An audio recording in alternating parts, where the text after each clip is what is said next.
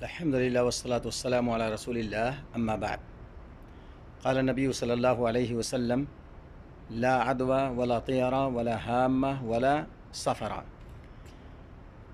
یہ ماہ سفر چل رہا ہے اور اس مہینے میں بہت سارے لوگ یہ عقیدہ رکھتے ہیں کہ یہ مہینہ منحوس ہے اور بدشگونی لیتے ہیں، بلکہ کتنے ایسے مسلمان ہیں جو اس مہینے میں شادی بیاہ بھی نہیں کرتے ہیں۔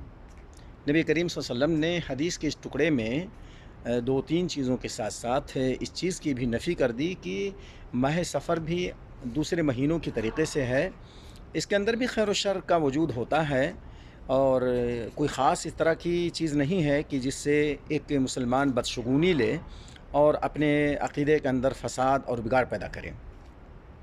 اللہ کے رسول بیان فرما: لا عدوہ، کوئی بیماری متعدی نہیں ہوتی ہے، ولا طیرہ، اور نہ اسی طریقے سے کوئی پرندہ منحوس ہوتا ہے کہ جس سے آدمی بدشگونی لے، ولا ہامہ، اور خاص طور سے وہ الو جو رات میں نکلتا ہے۔ ہمارے ہاں یہ بھی مشہور ہے کہ بہت سارے لوگ بولتے ہیں بے الو کا پٹھا،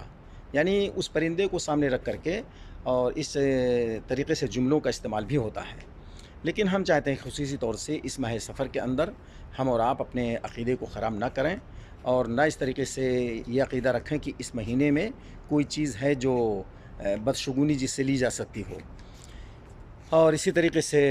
بیماری کو لے کر کے بھی ہم پریشان نہ ہوں کہ بیماری کہیں گئے تو ہمیں لگ جائے گی۔ نہیں، یہ سب تقدیر کے مطابق ساری چیزیں ہوتی ہیں، اور اللہ رب العالمین کے مشیت کے بغیر کوئی چیز، ایک پتا بھی درخت سے نہیں گرتا ہے جب تک کہ اللہ رب العالمین کا حکم اور آرڈر نہ ہو۔ اور نہ اسی طریقے سے کسی پرندے کے اندر کوئی نحوست ہوتی ہے، نہ الو کے اندر کوئی نحوست ہوتی ہے، وہ سب بھی اللہ رب العالمین کی مخلوق ہیں اور اس دنیا میں سانس لے رہے ہیں۔ تو اسی طریقے سے ہم اور آپ اللہ رب العالمین کی ایسی مخلوق ہیں جن کو اللہ تعالیٰ نے اشرف المخلوقات اور اہل ایمان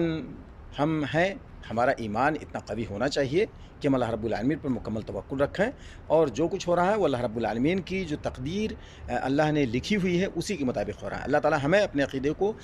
درست رکھنے کی توفیق عطا فرمائے، اور جب اس دنیا سے خاتمہ ہو تو توحید پر خاتمہ ہو۔ وآخر دعوانا ان الحمد للہ